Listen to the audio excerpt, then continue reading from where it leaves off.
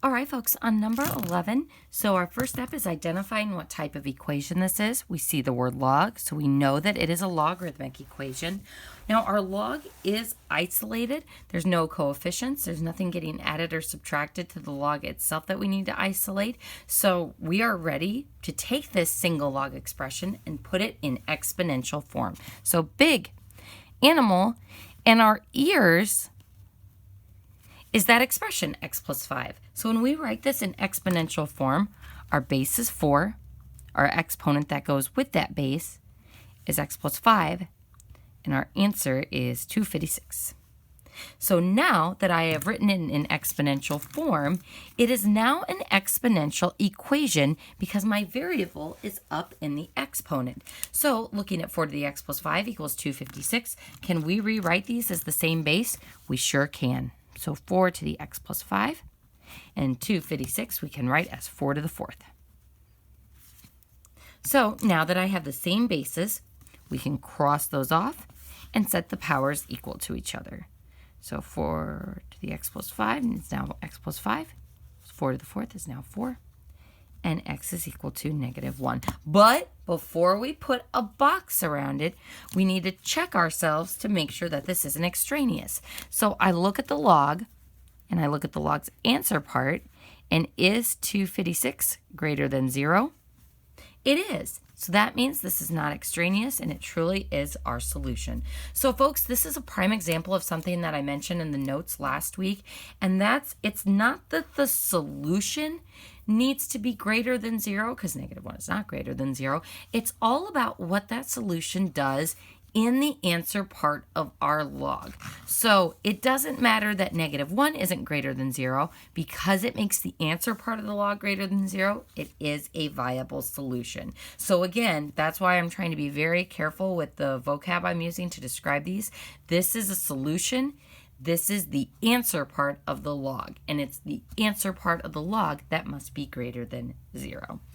Alrighty, folks, let's go ahead and move on to number 12 next. Now, we've got another logarithmic equation here, but here I actually have 2 logs. Now, similar to on the last problem, how if I have the same bases, we can cross off the base part.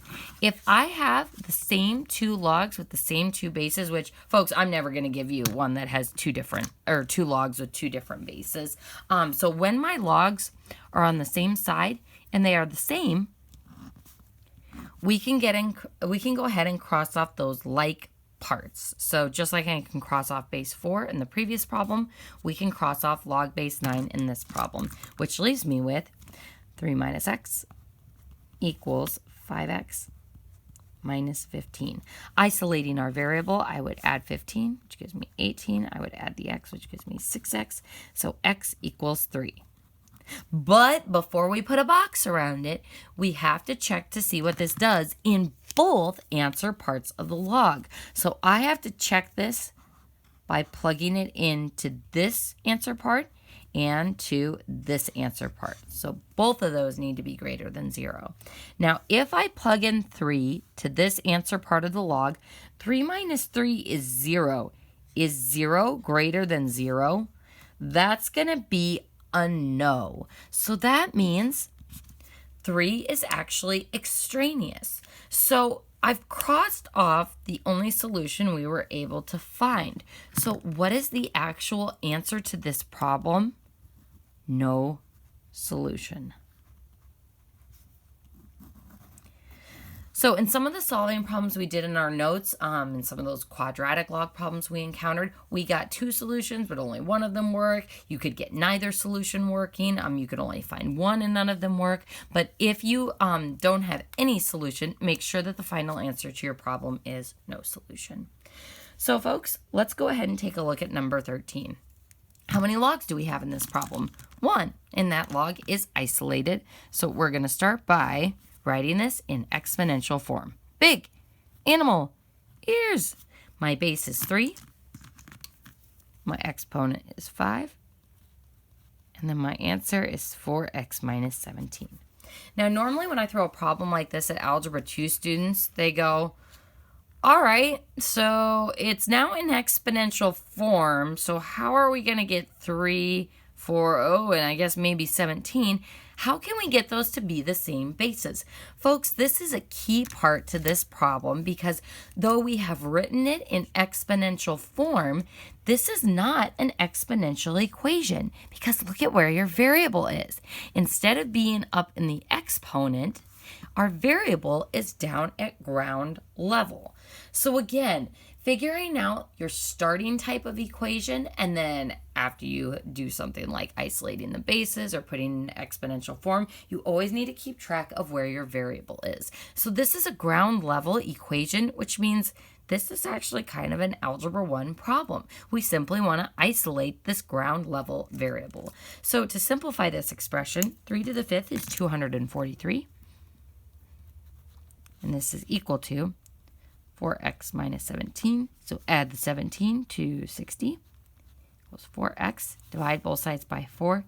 And x equals 65. But before we put a box around it, we have to check to make sure this isn't extraneous. So I look at the answer part of the log. 4x minus 17.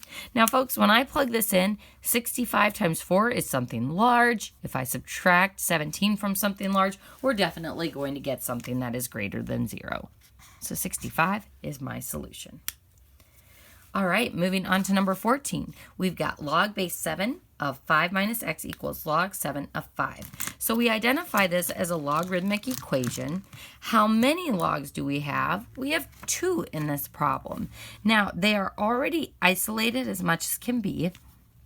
And since it's the same log on both sides, we can cross them off. So just like I can cross off the same bases, we can cross off the same logs.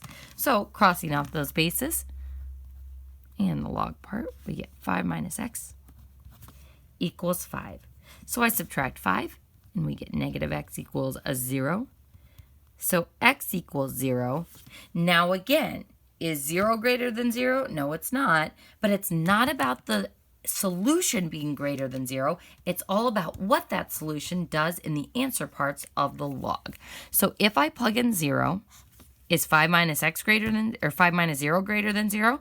Sure is. 5 is greater than 0. Checking in the other log's answer part. Is 5 greater than 0? It sure is. So that means x equals 0 really is our solution. All right, folks. So what I would like you to do is I want you to try number 15, number 16, and number 17 before you watch the next video. And in the next video, we'll be covering those 3 problems to see how you did.